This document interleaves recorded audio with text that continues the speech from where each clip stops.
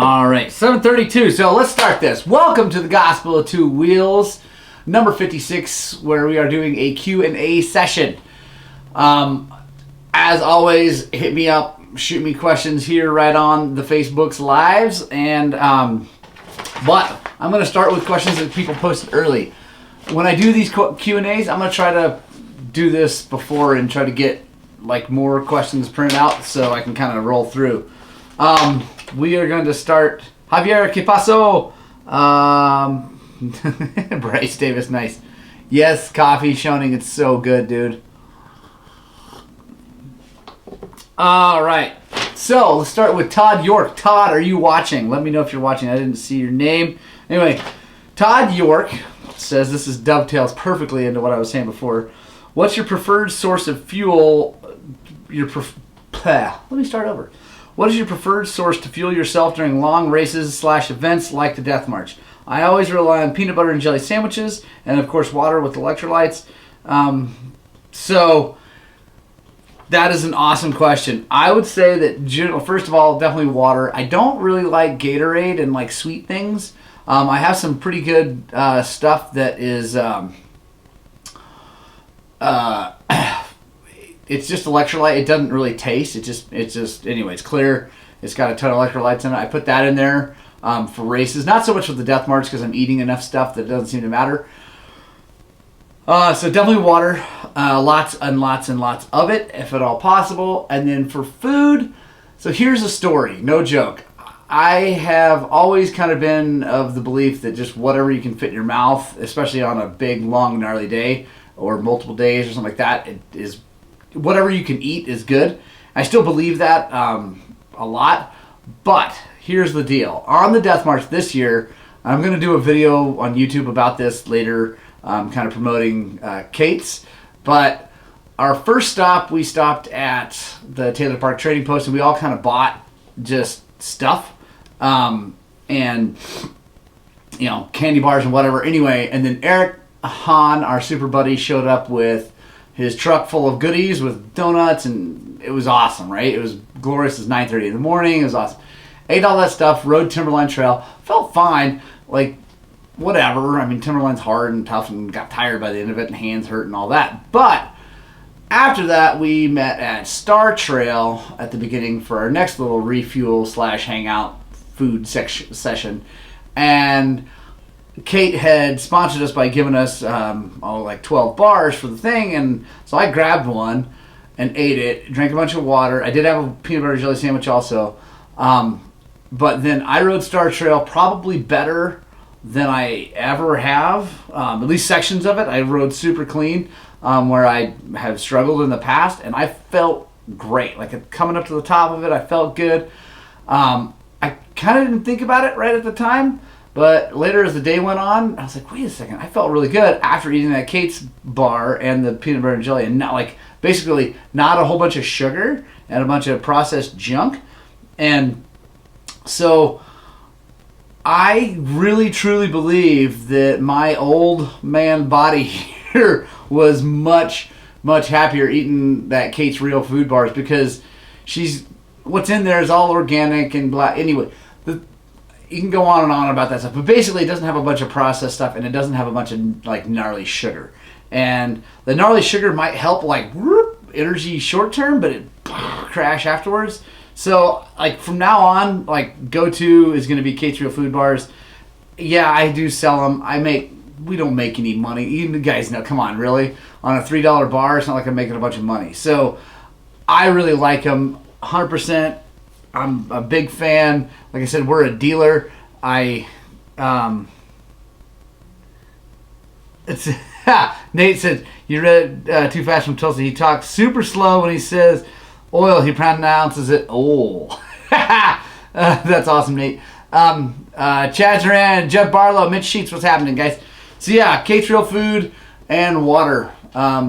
Also, so I know a guy named Hefe Branham. He's a super ultra endurance bicycle racer, and when he does a Continental Divide trail race on a single speed, which is 2,600 miles, and he does it in like 16 days, which is crazy time. And he eats freaking anything he can shove in his mouth. So, I mean, at some point, calories are calories. But if you want to feel good, I pick something that's real, whether it be fruit, other things that don't have a bunch of processed stuff, whatever. But I'm 100%, 1,000% behind K-Trail food bars.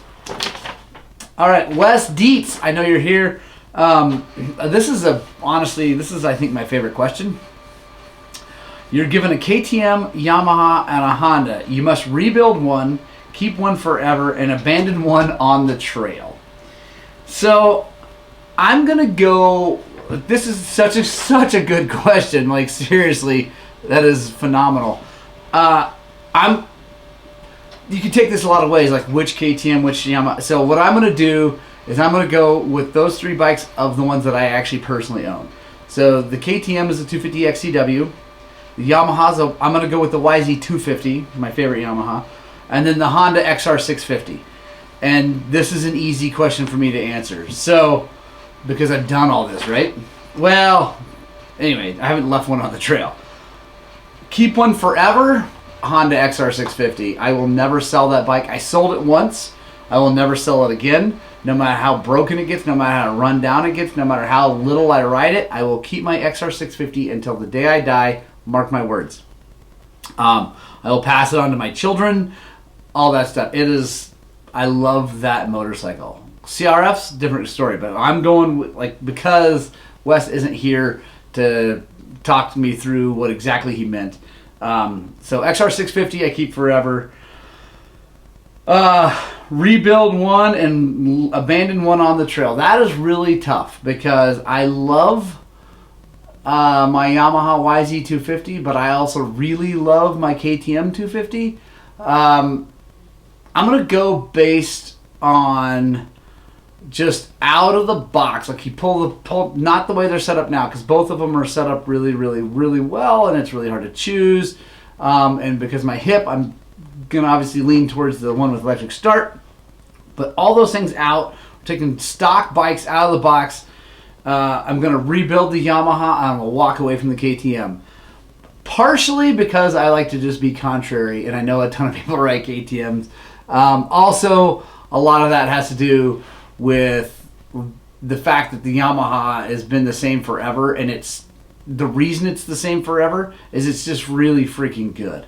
And everybody tries to copy KYB suspension, and so yeah. I am not getting comments. If you guys are you guys comment here real fast, guys, if you are still here, because I'm not seeing any new ones show up, and I don't know what's going on there. Maybe you guys just aren't commenting, so that's fine. So there you go, Wes. Given a KTM, a Yamaha, and a Honda, you must rebuild one, keep one forever, and abandon one on the trail. Rebuilding the Yamaha, keeping the Honda XR650, and walking away from the KTM. So there we go. There we go. Yeah, Wes, it is a tough question. Anyway, that's a phenomenal call. I'm going to hang on to that one and use that later. All right, so this came from Instagram, the Instagrigs. By the way, if you don't follow us on Instagram, please do. There's my plug. No Pro Heroes comments. I ride a 2004 WR250F. By the way, I had an 03. And my favorite thing about the 4-stroke is that it crawls through and over technical stuff like a tractor without having to feather the clutch. I know you like 2-strokes and the technical riding as well. What is your favorite thing about 2-strokes?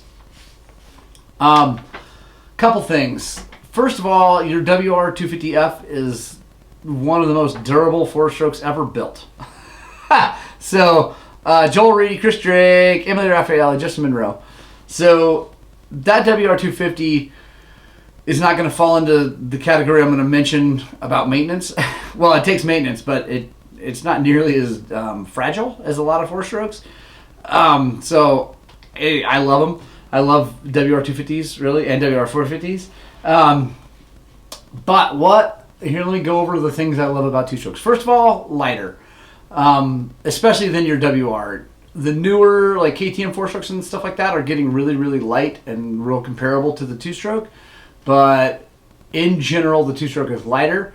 I'm not super strong, so lighter better, because I have to move it around, lift it up, whatever I got to do. I like light bikes, so I like that a lot. I like two-stroke power better in the technical stuff, and some people are like, what are you talking about? But the modern two-strokes, and even like my YZ, it's real forgiving if you're in the right gear. If you're not way up high in the RPM range and you whack the throttle, it's kind of slow to respond. If you're down low in the RPM, it kind of grunts. I like that because I kind of have a ham fist with my right wrist. My right wrist isn't great. And so I kind of whiskey throttle a fair amount, and that two-stroke doesn't just light up, at least the way I have them set up. So whereas a four-stroke, especially a 450, just lights up and is crazy. I don't have the control. Jeremy Schoening, who's watching, has a lot of control.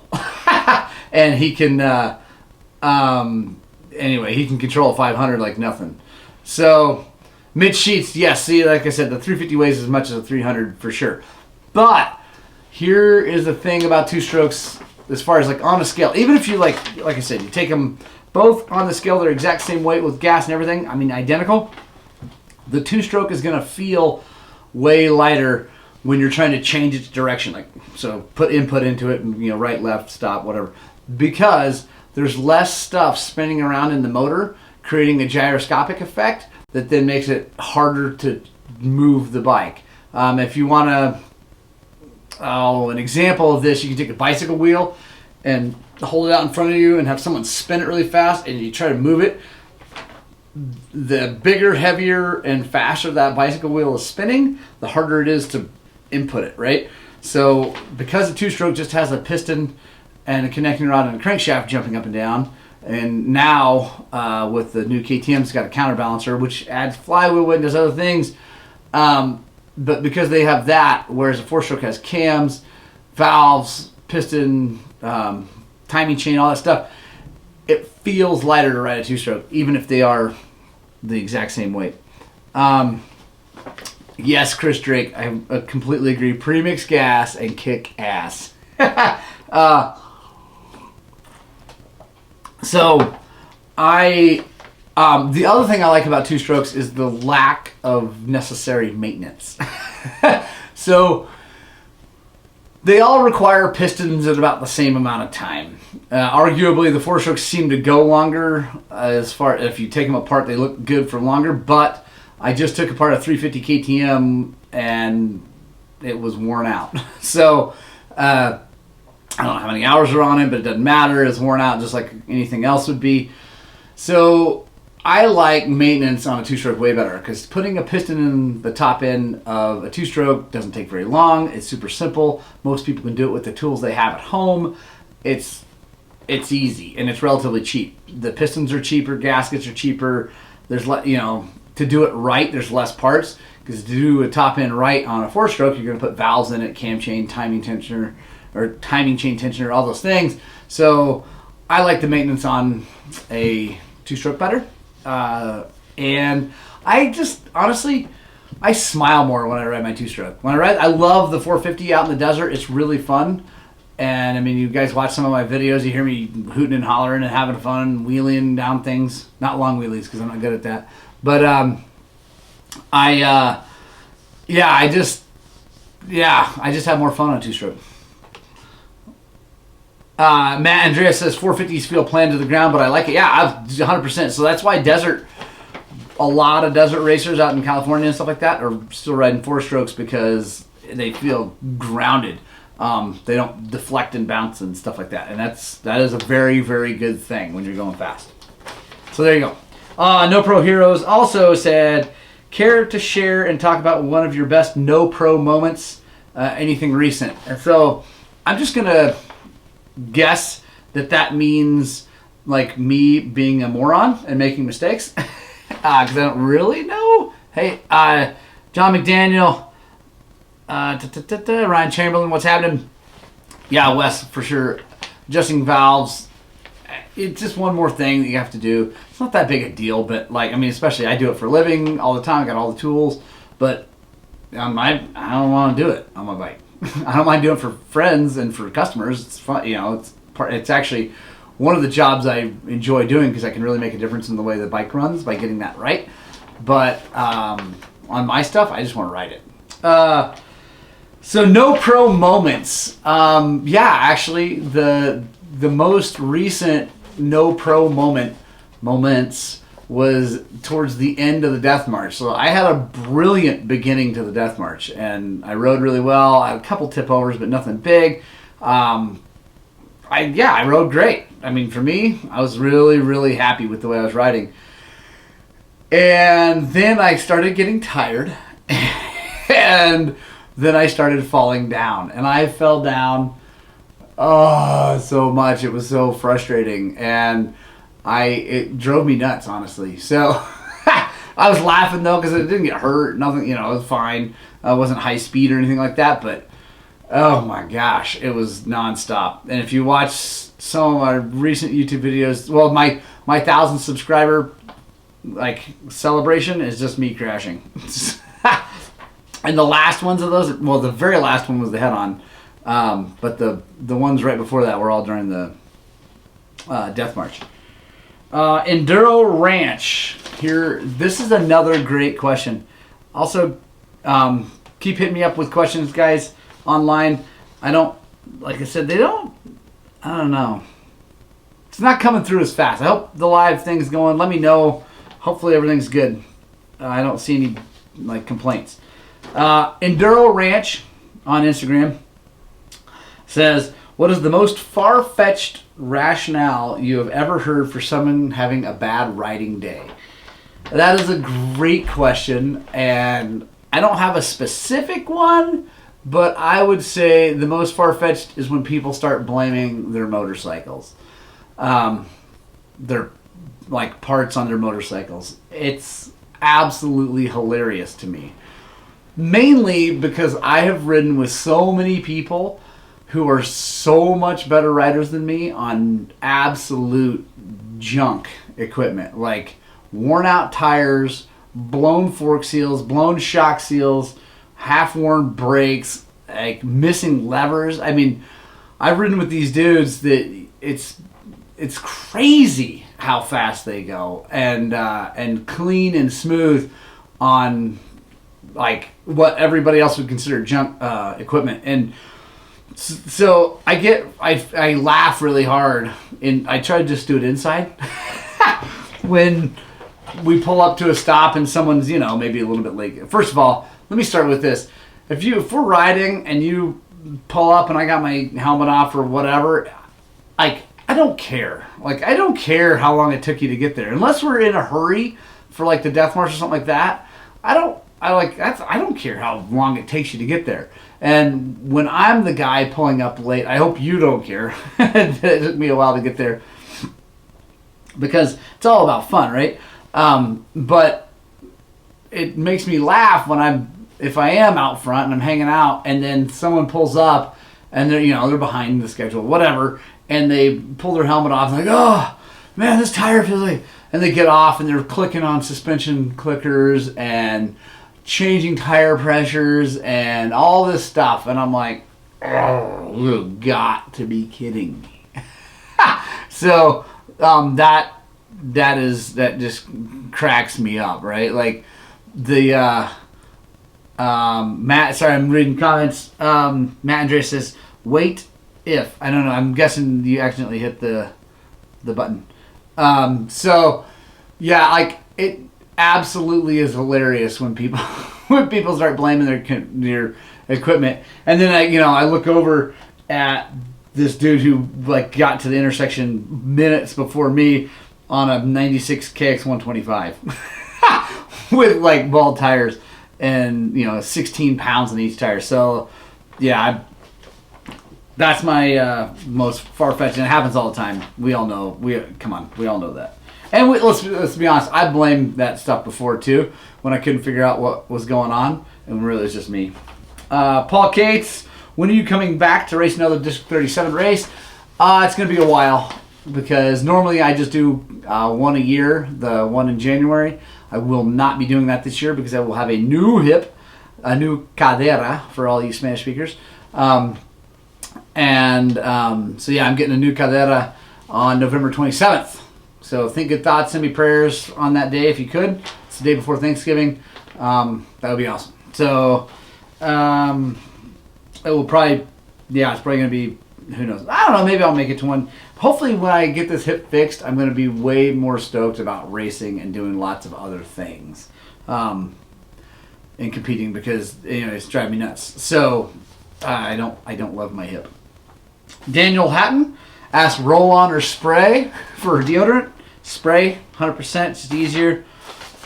And last one that I have from pre-questions is Brett Ross. I think that his name is, I don't know, I think that's what his name is on, anyway, it shows up as something else, but I'm guessing it's Brett Ross. Hopefully you're here watching, Brett.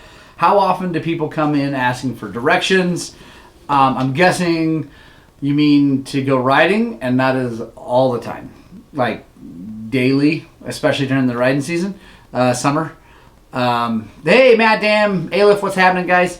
I think I'm having a slow internet moment here. I'm going to check something. Yeah, I don't know. I'm not getting a lot of comments coming through. And maybe you guys just aren't commenting. I don't know. And maybe you're just enjoying my lovely voice. So, people ask for directions to go riding all the time. I mean, all the time. So, Shane McNabb says, what kind of exercises should I do to build up endurance and stamina because tacos are not working? You need different tacos, first of all. And then, honestly, like riding a bicycle, hard. But you, like, not just going out and riding a bicycle and like riding around, even on trails, stuff like that, but like freaking like get down and make yourself suffer. For me, because I can't run anymore. Running sucks anyway. But I have found that if I go out and actually hammer on the bicycle, like for real, that helps build endurance really quickly. And Brian Aleph, yes, I am slow.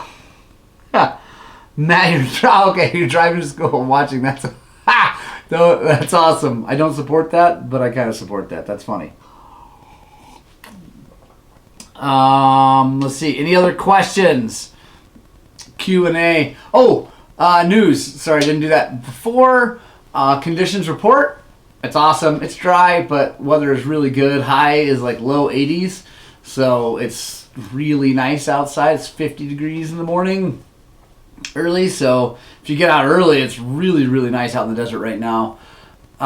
Thursday night ride is going to happen. I haven't been posting those.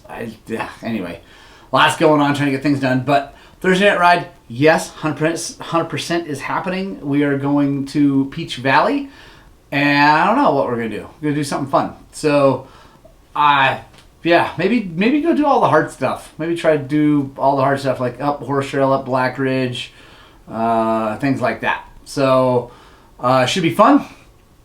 No kids ride tonight. We were gonna try to do that, but it just didn't pan out. My kids got a bunch of homework, and anyway.